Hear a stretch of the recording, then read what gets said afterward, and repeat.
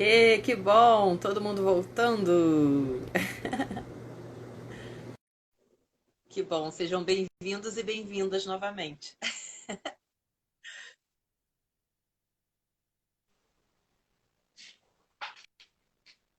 As pessoas estão voltando. Opa, voltou. Tinha umas 30 pessoas online. Vamos esperar um pouquinho. Vamos lá, eu não quero perder de vista, ô irmã, enquanto a gente não começa também Sim, fazer essa coisa da contação de história, que eu acho que é importante. sim, vai render isso aqui. É, o negócio aqui vai que vai, geralmente é, né? Que maravilha. Porque a gente não tem tantas oportunidades de debates assim, né? Enfim, não sei, com Criemos. essa, com essa tranquilidade e vontade mesmo, porque no final das contas é isso, eu tô aqui, eu sou um animador nesse sentido, né? E é o que produz, é muito do que produz sentido para mim caminhar, seguir caminhando, sabe? Eu entendo que isso efetivamente faz parte faz parte aí da minha caminhada no AI, sabe? Isso é um desígnio dos meus ancestros. Então, tem a ver efetivamente com essa figura que sai da comunidade para ir para o mundo nesse sentido mesmo, de discutir, de debater, de apresentar de forma positiva, enfim. Ah, Né? eu sou muito grata porque eu aprendo muito contigo e você é uma pessoa muito generosa, né? Tá sempre aberto para escuta, tá sempre ali com um olhar crítico também, provocando, e a gente consegue caminhar melhor assim, né? Não, e é Agora eu isso. aprendi a E comentar, para agora eu quem está aí que não está ligado, não me conhece, é pensar, eu sou um grande provocador, né? Eu sou um grande provocador, uma pessoa muito inspirada por Exu, né? Então tem que estar ali, venho para provocar mesmo, uso as minhas palavras para provocar o debate, para, enfim, né? Por isso que muitas vezes eu sou incisivo nas coisas, enfim, é isso, né? maravilha. Então, lembrando para quem está chegando agora, sejam bem-vindos, sejam bem-vindas mais uma vez. Todas as lives, todas as conversas que rolam aqui no Baobazinho no Instagram, eu salvo no YouTube. Então é possível reassistir, é possível, se você não assistiu as outras, acessar, assistir. Já passou muita gente bacana por aqui, compartilhando também sobre outros assuntos, né? Renato Nogueira, o Messias Freitas lá do Vidigal, Aninha Catão, Tatiana Henrique, Natália Grilo Cipriano, Tony Edson, Camila Reis, o Júlio Emílio Braz, escritor, muita gente maravilhosa. Acessem depois o Baobazinho no YouTube para conferir. E essa conversa aqui com a Balerá vai para lá também. Muito bom. Então, retomando aqui, essa é a segunda parte. Por favor, lembra da pergunta da Joga Mariana de Becker? novo aí pra gente aí, joga de novo para todo mundo Ela, também. ela, ela já está aqui, mas eu perdi a pergunta. A pergunta era sobre como trocar, como conversar sobre essa questão com os irmãos pretos evangélicos. Se é possível essa conversa, se é possível essa troca, ou se o certo seria ignorá-los. Como é possível haver o diálogo sobre Acho que isso? essa é a pergunta de $1 milhão, né? Oi, tá aí? Ouviu? A Mariana tá. Acho que essa é uma pergunta para mim, uma das perguntas chaves e, inclusive, é uma das perguntas que, melhor dizendo, né? Vamos voltar aqui. Eu acho que é possível Ela tá esse muda. diálogo, né? Esse diálogo é possível, mas a depender de qual, eu acho, qual tradição evangélica a gente está se referindo, sabe? Uhum. Tem um desafio muito grande, porque, bom, primeiro entender quando a gente está falando do universo cristão, seja ele qual for, ele é muito heterogêneo, é muito complexo, ele é cheio de, enfim. Então, acho que esse é um ponto importante. Nesse sentido, eu acho que há grupos que são possíveis, outros grupos, eu sinceramente falo isso com dor no coração, vejo com muita dificuldade, não que seja impossível, né? A gente tem que acreditar que é possível, mas com extrema dificuldade, sobretudo os de denominação neopentecostal. Por quê? Porque eu acho que o neopentecostalismo, né, eu vou começar logo falando disso, depois eu volto para o diálogo, o neopentecostalismo é uma elaboração, né, do cristianismo em que no qual tem a violência contra terreiro como um ato sagrado de fé. Ou seja, portanto, compreende a própria noção de espiritualidade, se é que é possível falar disso, mas noção de religião, melhor dizendo, desses grupos, a destruição dos terreiros, né? E aí eu acho que essa para mim é uma grande, é uma grande armadilha, né? Essas tradições religiosas são braços fundamentais assim do processo de alienação cultural das populações pretas. Acho que esse é um negócio.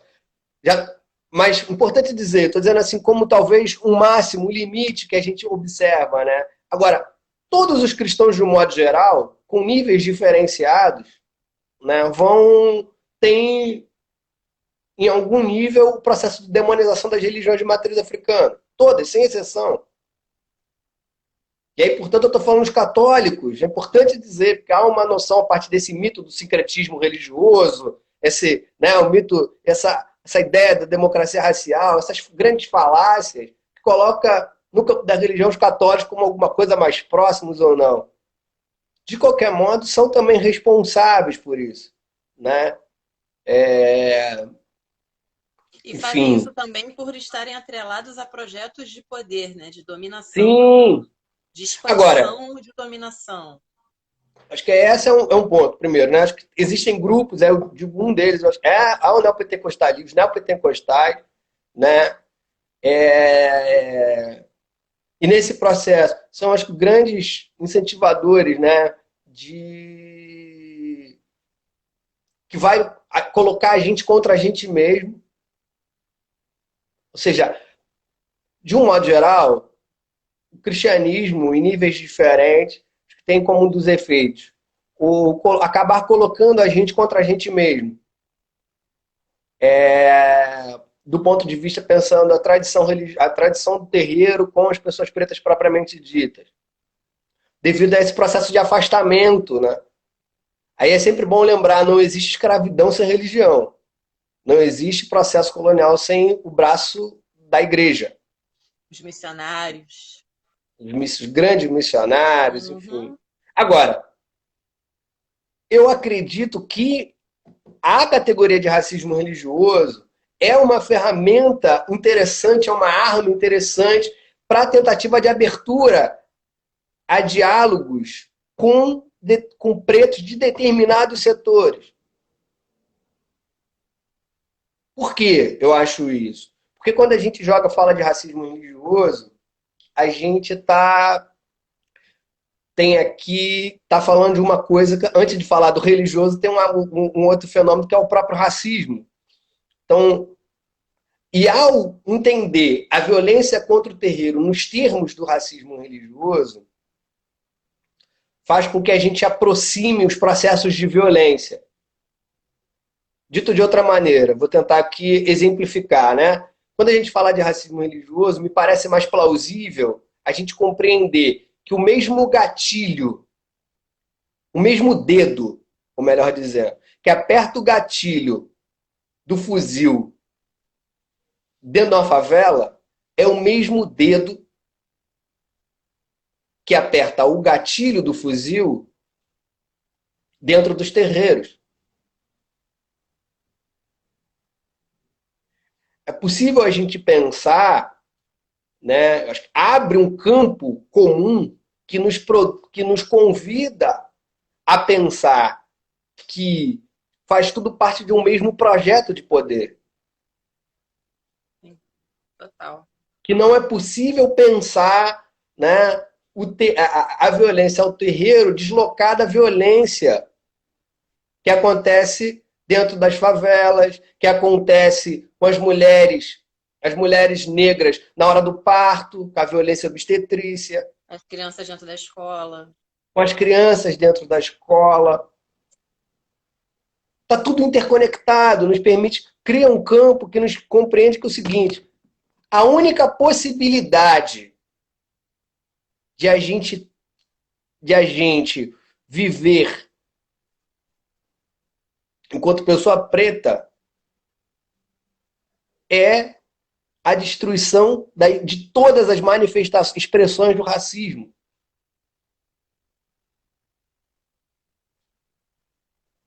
E aí, nesse sentido, o racismo religioso é uma dessas expressões. Uhum. Sim.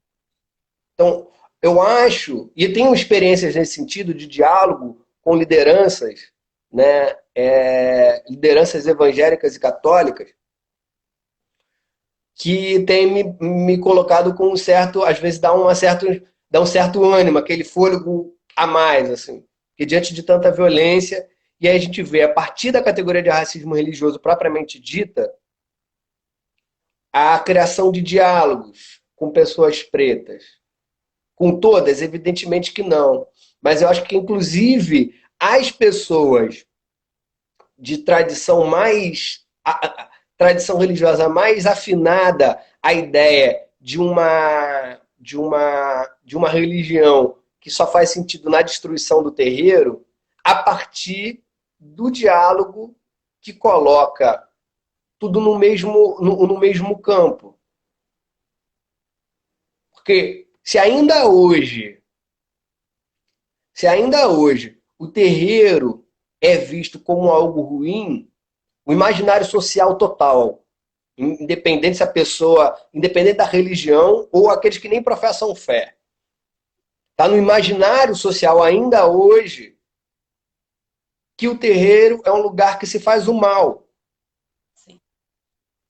Que a magia negra, né, é a produção do mal. Entendeu? E aí eu brinco aqui, né, provocando. O terreiro faz magia negra sim. Porque somos pretos. Somos negros. Magia negra tem a ver, na realidade, com uma outra entendimento de conhecimento sobre o mundo. Pobre é a cultura branca que historicamente não conhece, por exemplo, a manipulação das ervas. Isso é ciência. E às Então, vezes magia gasta uma negra é a fortuna numa ciência. farmácia, gasta uma fortuna numa farmácia e podia se tratar Sabe, a gente está falando disso. com folhas. A magia negra a magia negra que é, por exemplo, né, tomar um banho de erva, isso é ciência. Fitoterapia, os brancos vão dizer. Mas quando é a gente que faz, é magia negra. Então a gente faz a magia negra assim. Enfim, brincadeiras à parte, um pouco de descontração e provocação ao mesmo tempo. É...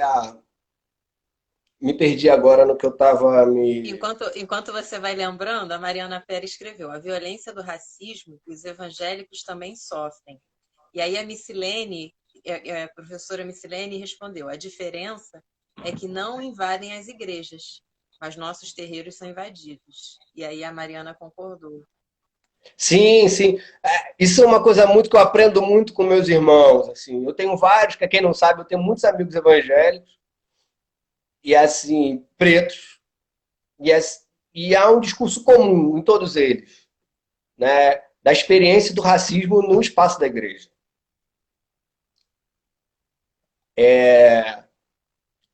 Uma das primeiras coisas que a gente aprende quando vai aí se tem evangélicos aqui, né, fica o convite, aí eu já fazendo, já que é o seguinte, a teologia negra, né, que é um campo importante de pretos evangélicos, católicos também, uma das primeiras coisas é denunciar o racismo da igreja, presente na igreja.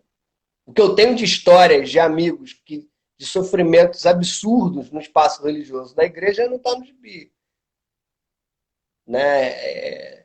E uma dessas dimensões tem a ver com isso, o processo de afastamento.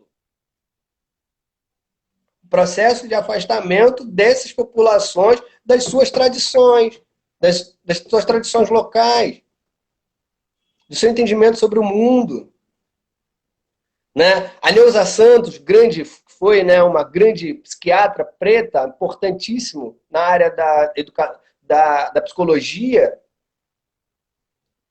vai dizer, né, que assim, a possibilidade de condição de cura da população negra tem a ver com a construção de um rosto próprio, expressão dela mesmo. E as igrejas, muitas da ontologia aí, né? Exatamente. E as igrejas, em grande medida, produzem esse afastamento. Uhum. Sabe? É claro que existem expressões que vão dizer que vão em caminhos contrários. Eu tenho amigos, posso dizer, né, de pastores que conheço, que vão em sentido inverso. Né? Tem aí o Raiz André, que é um grande irmão, pastor da Metodista. Né? Tenho aí o Ronilson Pacheco, que é um grande pastor também. Enfim, poderia ter uns. Tento lembrar outros nomes aqui, mas no ritmo eu não vou falar mais ninguém. Mas, ou seja, existe um incrível que eu assisti da Catiúcia Ribeiro com o pastor Henrique Vieira. Sim, o pastor Henrique. Eles fizeram uma conversa incrível, está no YouTube dela, está disponível. Vale muito a pena assistir. Acho que que são, na verdade, pensando uma outra possibilidade. Eu acho que nesse sentido, voltando, porque eu gosto muito dessa discussão também, que vai pelo campo da teologia negra, eu estudo um pouco, enfim, aprendo bastante também. O racismo religioso é essa ferramenta, essa chave que eu acho que pode nos conectar. Eu acho que mais que pode, que nos conecta. Com grandes desafios, enormes desafios gigantescos, mas que eu acho que é uma chave interessante de conexão, de aproximação com a comunidade negra evangélica, com a comunidade negra católica. Porque, né, tem a ver com esse lugar, né, que eu até ia colocar mais aqui em algum momento a falar, que pensar, né, que o terreiro é um espaço, e aí indo para a contação de história, né, que guarda esses valores, essa compreensão de mundo, que traz repertório para se pensar uma humanidade digna, descolada da noção produzida pelo Ocidente sobre nós. Eurocêntrica. Uhum. Que nos coloca sempre de maneira negativa. Sabe? É um lugar, não um lugar, mas o terreiro é um lugar, assim como a roda de jongo, assim como as rodas de samba, assim como os maracatus, enfim, mas o terreiro eu acho que é um lugar de excelência, no meu entendimento, porque preservou determinados códigos, conhecimentos, filosofias, etc., que vive de vivência, é vivência. Eu estou falando de vivência, que a gente vive. Estou falando de algum do dever ser, de alguma coisa que a gente vive, muitas vezes não perceptível, mas que a gente vive. Que traz elementos para a gente romper, quebrar, por exemplo, o espelho. Eu gosto muito dessa metáfora, né? Quebrar o espelho de... Gente, como é que é o nome daquele homem lá que se morreu olhando por si próprio? Narciso. Quebrar ali, né? A ideia, entre aspas, essa noção narcísica desse espelho que nos afoga.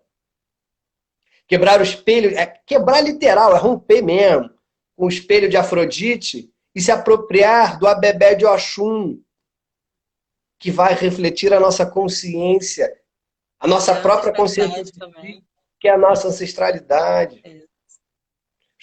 E aí eu acho que o racismo religioso é esse exercício, produz esse exercício de aproximação. Difícil pra caramba, especialmente quando a gente está falando desses grupos evangélicos que vão crescer enormemente a partir da década de 70 e que vão intensificar a violência que sempre existiu direcionada aos terreiros. Né? Porque, como eu já disse, vão compreender o terreiro como a expressão máxima, manifestação concreta do demônio que precisa ser exterminado da Terra. Portanto, como eu já disse, né, há uma pergunta que eu me questiono, né, para dizer como que é. Como construir diálogo com um entendimento religioso que tem como premissa base, como um dos pilares base, que é a destruição da gente. Isso é muito difícil. E aí, para esses grupos mais especialmente, eu vejo com muita dificuldade. Não vou dizer que é impossível, né? Porque se eu acredito em Exu, eu acredito que tudo é possível. Se eu acredito na força de Exu, né? Então, mas é muito complicado, muito complexo. Mas existem tantos outros grupos que podem ser. E aí, nesse sentido, inclusive, eu gosto muito, como eu tenho visto às vezes, que é.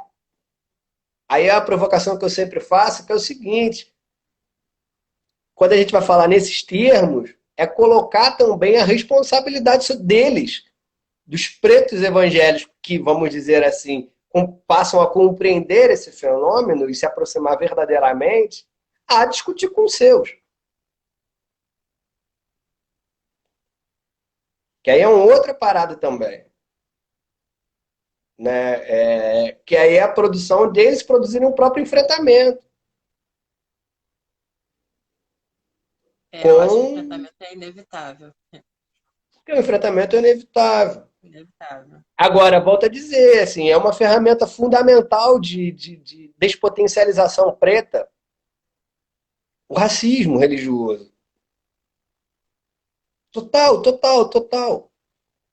E daí, de novo, né, reforçando a importância de se usar essa definição, né? Racismo religioso. Realmente, Eu acho que intolerância não dá conta, né? não dá conta, a gente está falando de coisas muito mais complexas.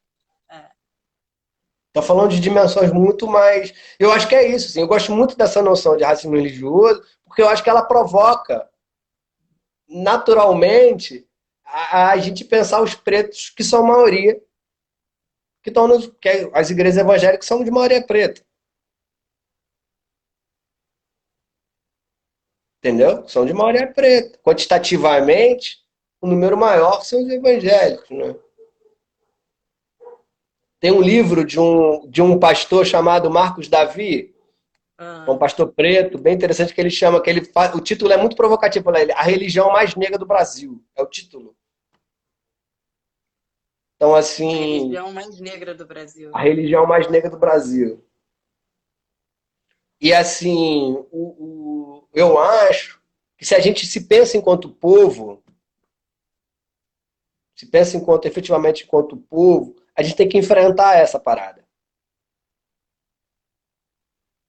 Trabalho bem árduo. Porque, exatamente, tem que enfrentar esse lugar. Com isso eu estou querendo dizer que todo mundo tem que virar candomblessista, umbandista? Não. Evidentemente que não. A questão não é essa, não se trata disso.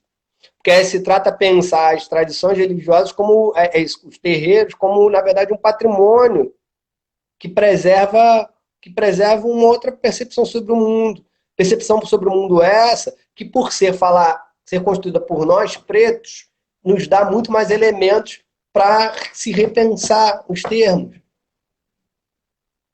Da nossa própria, a começar pela nossa própria forma de ser, de se ver no mundo.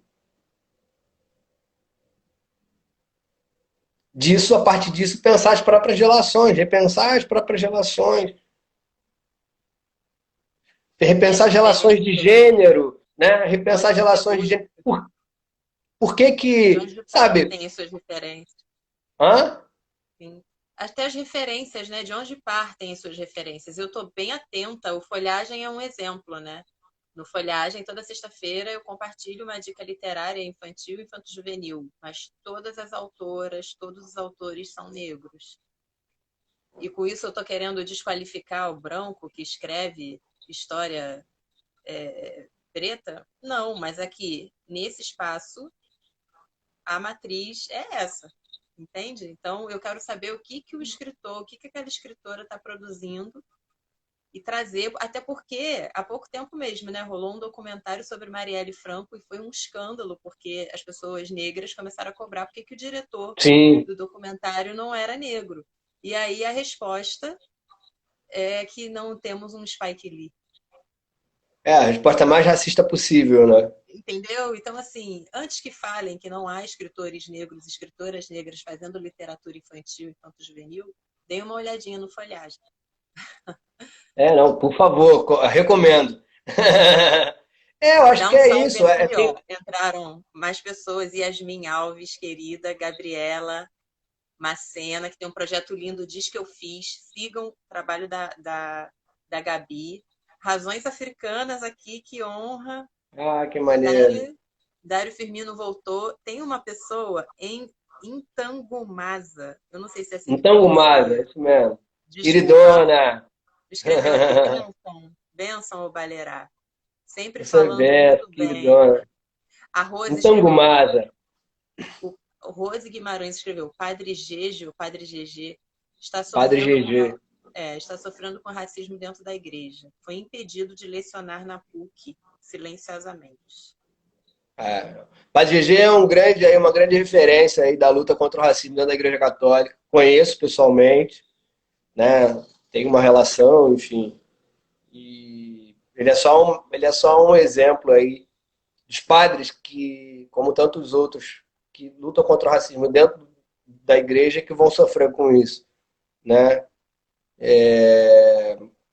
Eu, por exemplo, fiz parte da pastoral, quando católico, né? Fiz parte da pastoral afro-brasileira, enfim, e lidava diretamente com essas questões e o quanto que a igreja oficial, o quanto que a igreja perseguia, o quanto que a igreja, enfim, vários absurdos aí que poderia contar aqui, né? Enfim, então é complicado mesmo. Agora, assim, nessa brincadeira, eu faço a pergunta: e onde fica a contação de história nisso, Bretinha? Como é que é? Ah, eu tenho uma experiência. Eu vou compartilhar aqui agora com vocês. Inclusive, eu escrevi um artigo sobre isso e está disponível no Google, que foi numa escola, na Gardenia Azul, uma escola pública, no ano de 2016. Eu ia para lá uma vez por semana e eu tinha duas turmas. Eu ficava com as crianças no contraturno escolar por 2 horas, realizando oficinas literárias, né? E dentro da oficina tinha contação de história, tinha muitas atividades. Eu levava meus livros, os livros do acervo aqui do Baobazinho, alguns deles eu compartilho no Folhagem, nessa série do IGTV, mas eu também utilizava muitos livros da própria escola, da sala de leitura. E lá tinha um cantinho que era só de histórias africanas, afro-brasileiras, né, como chamam, e eu costumava espalhar esses livros e pedia para as crianças escolherem o que elas quisessem. Elas tinham um tempo para folhear, para ler, e depois elas podiam compartilhar o que elas leram, contando, né, a história que tinham lido, ou ler mesmo, direto do livro.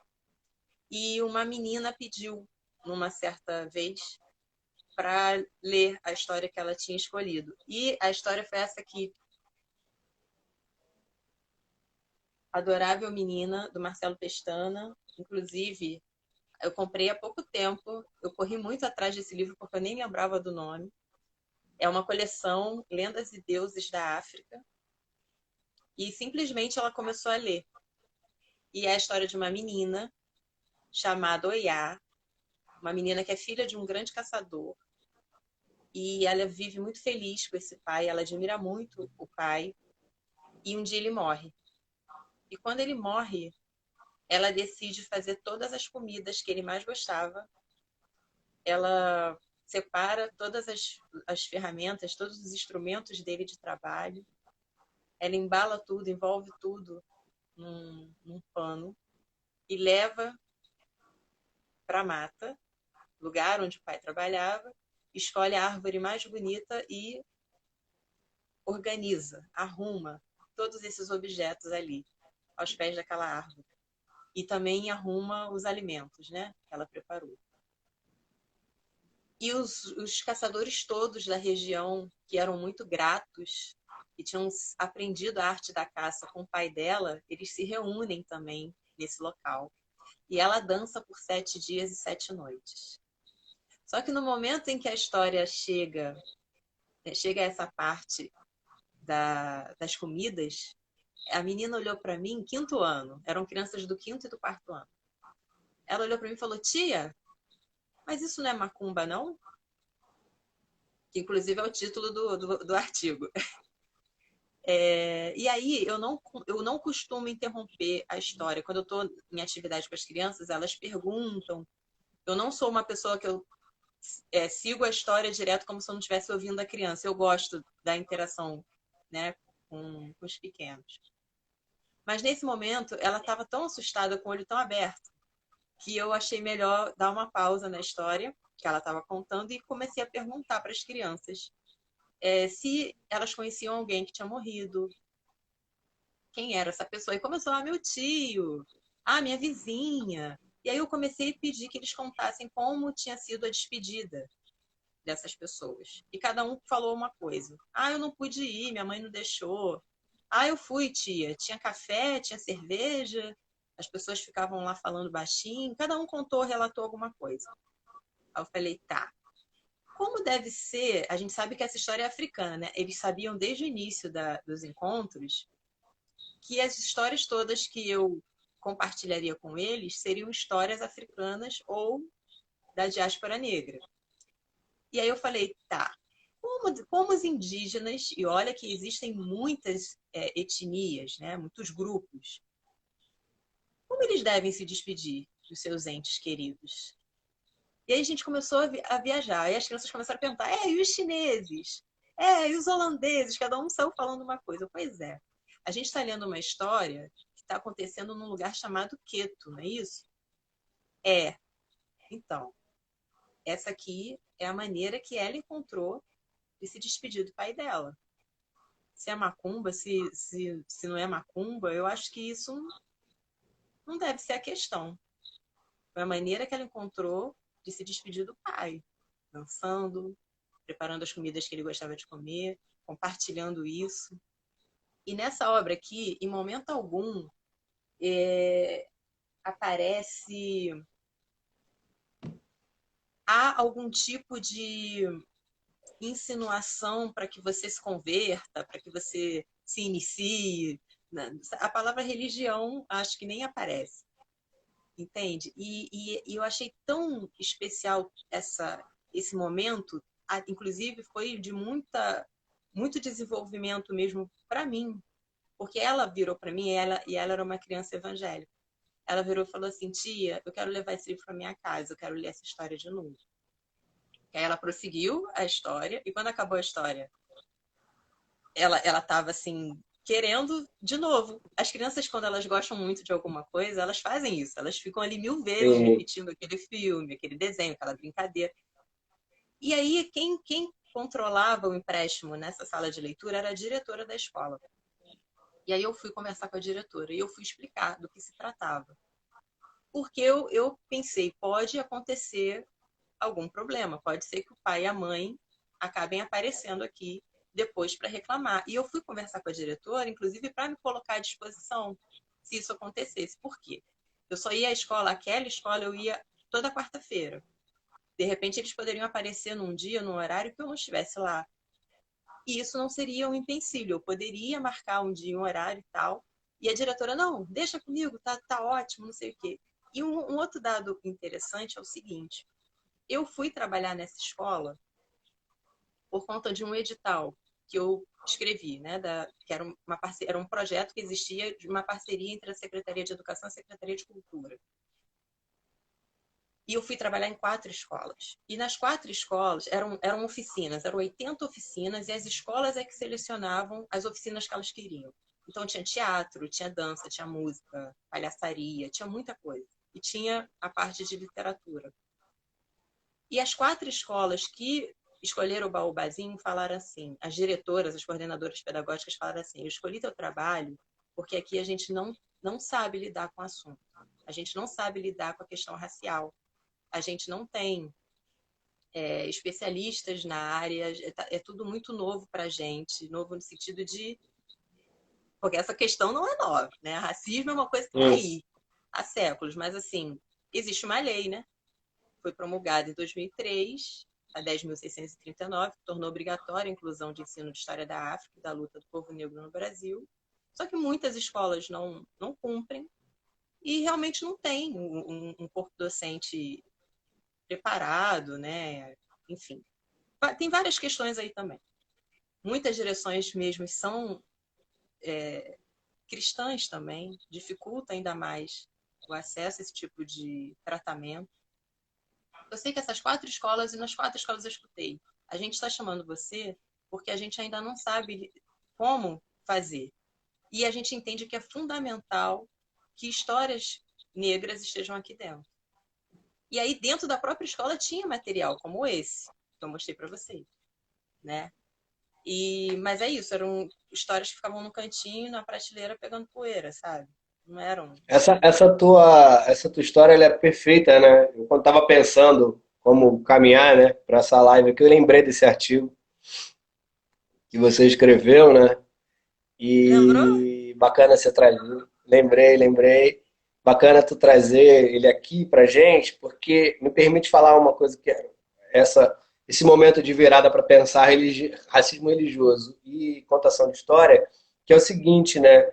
Que de modo geral, contação de histórias negras, as histórias negras, né? E aqui eu me permito colocar contação de histórias no sentido mais amplo possível, tá? Para facilitar a nossa conversa. Contação de histórias negras, de um modo geral, são reduzidas, ou melhor, se relacionam à palavrinha macumba. Né? Isso é muito importante que se diga. Independente se a história tem efetivamente relação com a tradição religiosa, com as religiões de matriz africana ou não.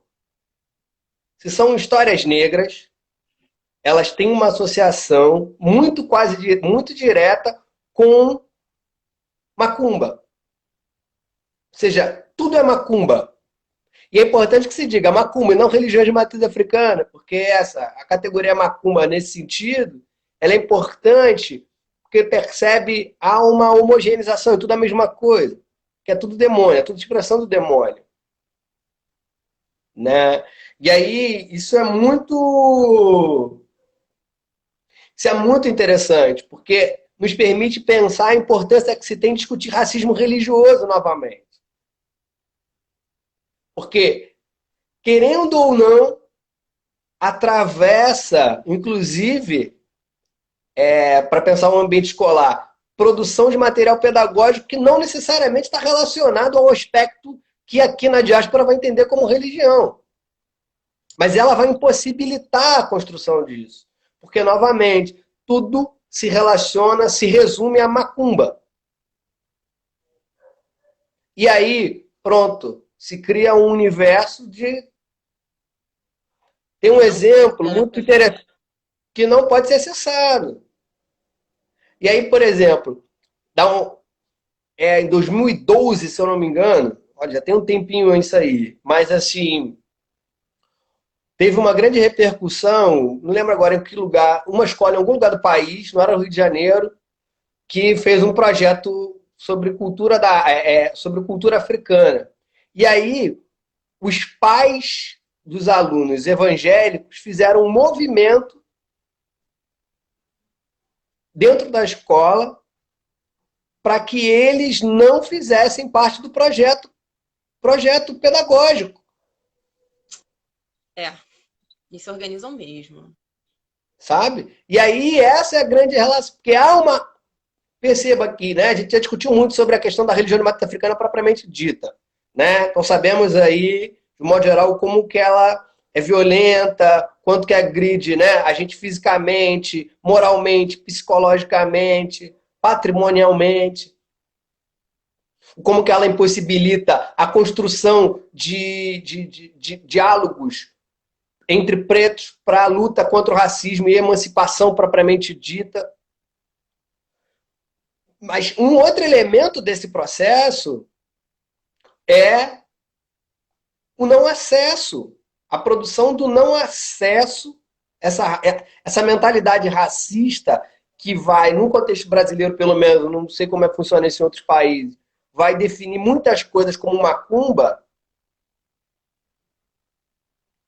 vai impossibilitar o acesso de crianças, por exemplo, à sua história, a história do seu povo. E aí tem um troço que é muito complicado. Porque é o seguinte, lembra lá que eu falei em algum momento que, que a própria noção de humanidade tem a ver pensando que o sagrado constitui a nossa própria noção de humano, de Sim. humanidade? Esqueci que significa o seguinte, o sagrado, a espiritualidade, ela atravessa todas as esferas da vida. De um africano, por exemplo, um africano tradicional, ou seja, a figura vai aparecer. Esse Itan que você trouxe, essa história que está nesse livro, né? Ele, na verdade, é um Itan que, dentre muitas coisas, tem ali, por exemplo, o elemento vai dar sentido ao axexê, que é o ritual É um ritual fúnebre. fúnebre, é isso. E é tão bonita a potência disso que uma criança, ela primeiro causa uma resistência. Ela já tinha lido, já tinha gostado da história e pediu para contar. E quando eu falo para É, as crianças, quem quer contar o que leu? Não é à toa. Já é um entendimento que eu tenho de que é isso. É importante que elas falem, que elas sim. contem. E quando E elas aí, contam, inclusive, incluindo elementos do cotidiano delas, eu também não interfiro. Porque na Cidade de Deus, por exemplo, um menino que eu nunca vou esquecer, o Michael, ele colocava mototáxi, ele colocava campinho de futebol, aparecia todo mundo na história que ele contava. sim, Ele leu a história de um jeito, mas na hora dele contar, ele se ele apropriava daquilo de uma maneira que ele trazia a realidade dele para dentro da história. Quem sou eu para dizer que está errado? Quem sou eu para interferir? é, Não. Agora, é ela, quando fundamental, né? ela pede para compartilhar o que ela leu, aquilo já mexeu com ela. De repente, ela para a leitura e diz: tia, isso não é macumba, não? Dependendo do que eu falasse, acabou. Aquilo ali ia travar ainda mais a relação dela com algo que está sendo ensinado a ela que é errado, ou é inferior, ou é do diabo, ou é isso, ou é aquilo. E a questão não é Sim. essa, a questão é que a gente aprenda a conviver, a coexistir de maneira respeitosa, entendendo que a gente precisa um do outro. Independente se você é cristão, se você professa sua fé numa religião de E matriz perceba uma africana. coisa que eu achei super interessante, né? Porque assim, essa história, né? Ela fala da dimensão de um ritual fúnebre, mas mais do que isso, nessa história contém diversos elementos que nos ajudam a compreender a noção de vida e de morte, que é completamente diferente do Ocidente.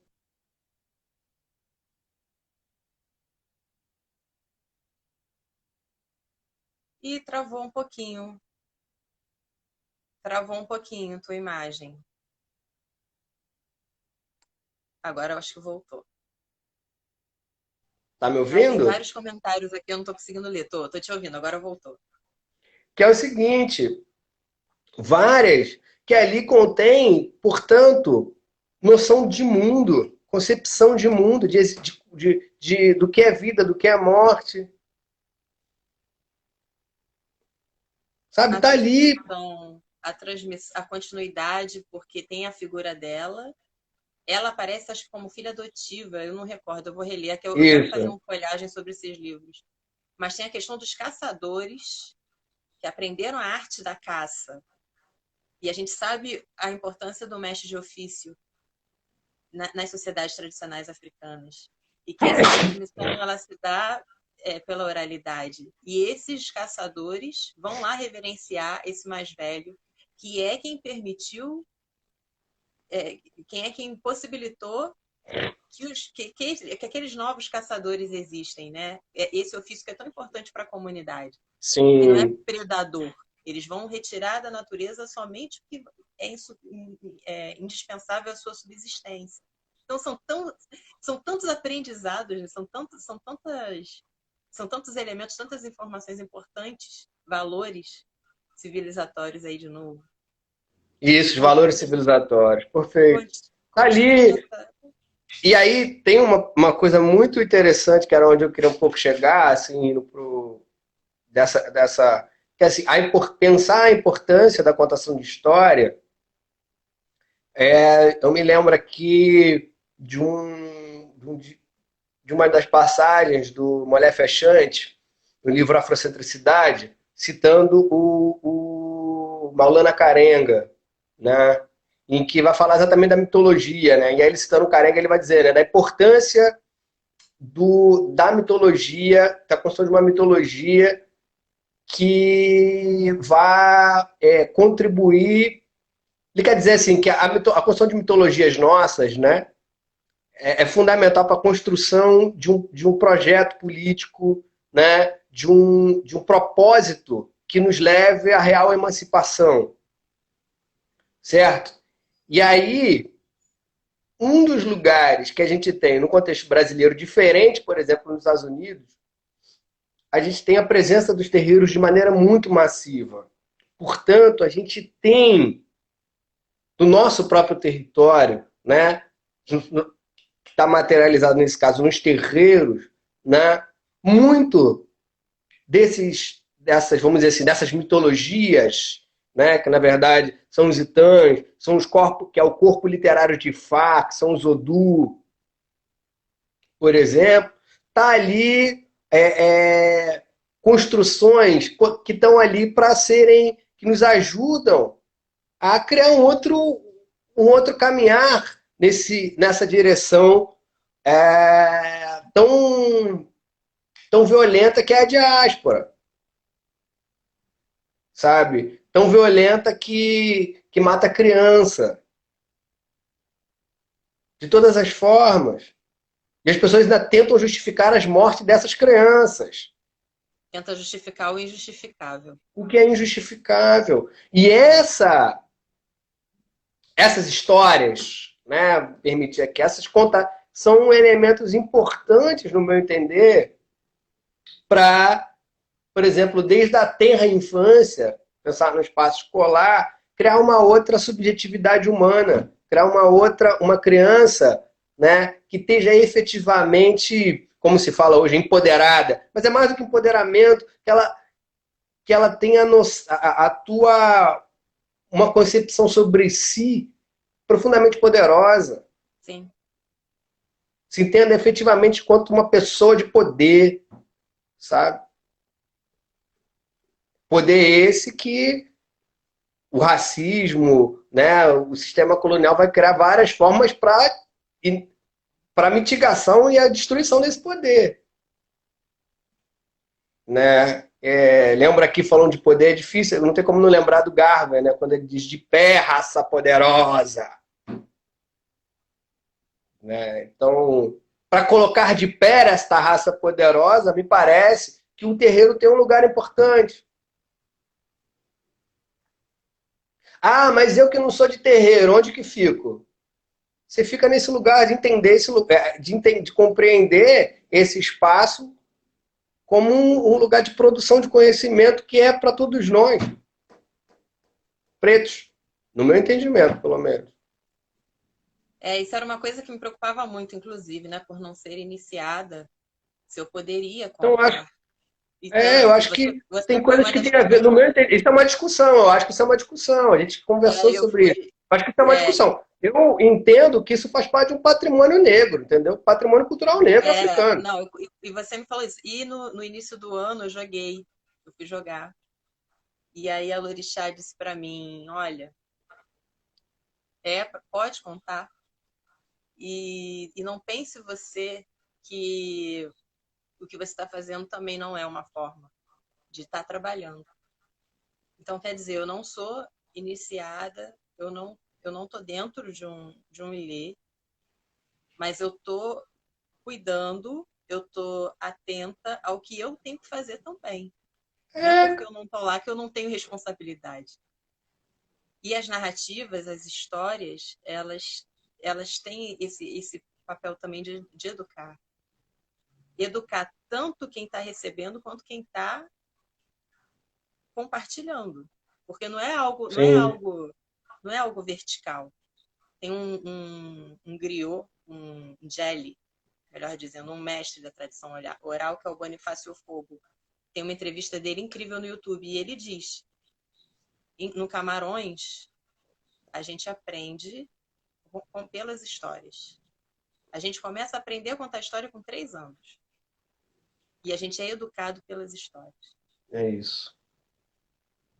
E eu vejo, por exemplo, o como que as crianças, por exemplo, no meu terreiro, têm uma outra percepção sobre si, entendeu? As crianças pretas e as não pretas também têm uma outra conhecimento sobre si, porque está ali, é na vivência, nessas histórias que são contadas e histórias que são vividas a cada orixá que dança, a cada orixá que abraça, é uma história contada. A cada cantiga cantada é uma história que se conta. Então essa história vivida, revivida, recontada, recreada, produz outras dimensões, potencialmente, pelo menos. Infelizmente nem todo lugar é assim, sabemos, mas tá ali, sabe? E assim como independente fica aí, né? Independente se eu ser cristão ou não, todo mundo conhece Jesus Cristo, todo mundo sabe umas histórias da Bíblia, todo mundo sabe o negócio lá da Verdade. pedrada lá, da Maria. Todo mundo sabe o negócio. E tudo bem. E aquilo compõe o imaginário, aquilo compõe a forma com que você se relaciona. Né? Por exemplo, Sim. tem teóricos que vão falar um pouco, às vezes trazem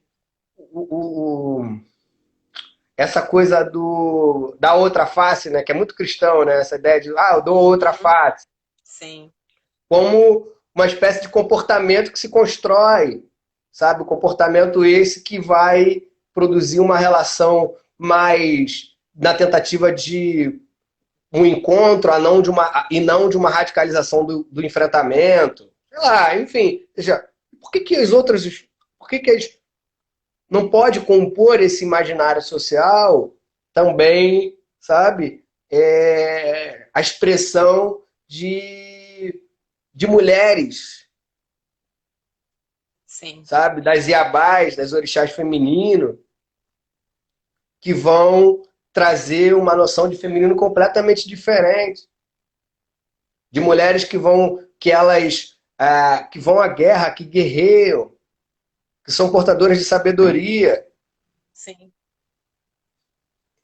Né? Pensar outro padrão de masculinidade a partir dos orixás, um outro padrão de feminilidade a partir dos orixás, dos inquices, dos vodum. Tá tudo ali, cara. É verdade.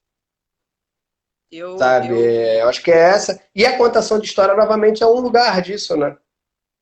Total. E não por acaso, e aí volta. Nada é por acaso. A gente está falando de um projeto de poder. Sim. Oi? Alô? Oi? Alô, Sim, olha sim. só. Tá aí? Projeto de poder. É um projeto de poder, né? E, portanto, está tudo articulado. Então, não por acaso, essas histórias, elas são todas traduzidas em macumba, e macumba como um elemento mal, e, portanto, que tem que ser menosprezado. É claro que vai ser, porque, olha só, como a gente está dizendo, ali estão elementos fundamentais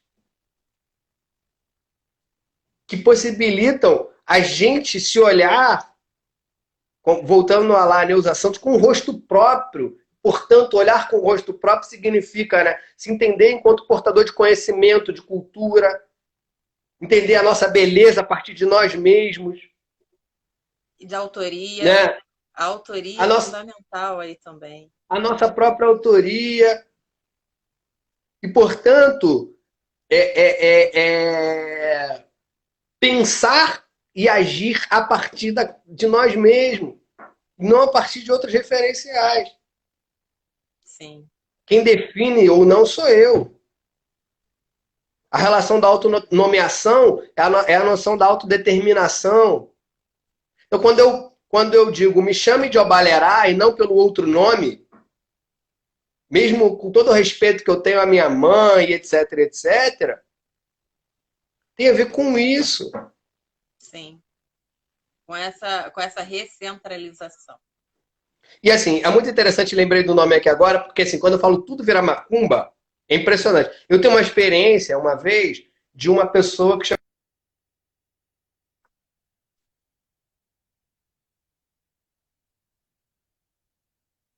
Tá cortando, tá cortando. Tá me ouvindo, Balherá? Tá cortando, não dá confiança, não. tá Tá cortando, porque repreendido. você falou antes. Ah, tá Até onde você repreendido. ouviu. Você Não, falou dessa que relação do nome, do meu nome, há uma relação à macumba também. sim, Como que é essa relação à macumba, portanto, me colocando de lado, né, e mais um exemplo do afastamento. Porque se o meu nome, né, é macumba, qualquer nome em qualquer um dos 6.000, se eu não me engano, 6.000 idiomas que tem no continente africano, sim. vai estar relacionado a isso também. Olha só, quando ele está falando de racismo religioso, ele está falando de uma coisa muito maior. As coisas vão se antenando. Muito mais abrangente. Ô, Tá? Porque a Balherá, gente vai faltam relacionar o três próprio nome que eu minutos. dou o nome à criança, meu filho. Você tá me ouvindo? Fala. Faltam 3 ou 2 minutinhos. Vamos A acabar. gente encerra, a gente encerra Vamos agora, encerrar, vamos encerrar. infelizmente, porque tem assunto, viu? Agradecer a Thaís Espírito Santo, agradecer, olha quanta gente chegou a Keimla Batista, Educação de Histórias, Márcia Cristina, Genilson, Voduno Paulo, olá, boa tarde, Luciana Soares, da editora Aziza, maravilhosa. Glaucio Pimenta Rosa, muito obrigada por todos vocês que vieram. Tem muitos comentários aqui, eu não vou conseguir ler, mas eu quero agradecer muito vocês estarem aqui. Vou Balerar mais uma vez, muito obrigada por tudo, por tua existência, por tudo que você compartilha. As palavras finais, por favor. É isso, eu que agradeço aí, queria agradecer o convite mais uma vez. Não imaginei que fosse diferente, né?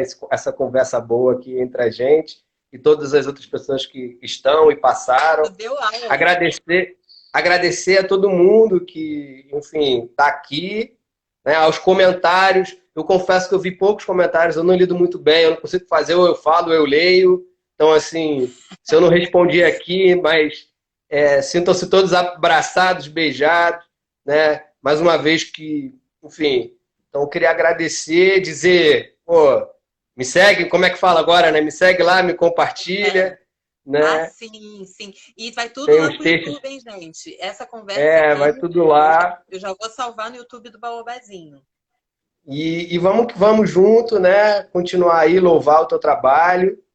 E no mais, que o Molu, que é meu orixá, possa nos Axé, abençoar axé. e nos trazer, né, nos preservar a nossa saúde diante de um momento de pandemia, mais ainda, que ele possa nos cobrir com suas palhas e nos proteger, fazer com que o mais breve possível a gente possa novamente se abraçar, se beijar, se encontrar, tá certo? Um axé enorme para todo mundo aí, um beijo Adelaide, um gigante beijo. e tamo junto, Faltam seguimos. 15 segundos, já vai acabar. Um beijo enorme, Balherá. Obrigada mais uma vez. Muita saúde para todo mundo. Acompanhe o Folhagem lá no IGTV. E esse bate-papo já está indo para o YouTube. Você pode conferir lá. Beijo, muito obrigada.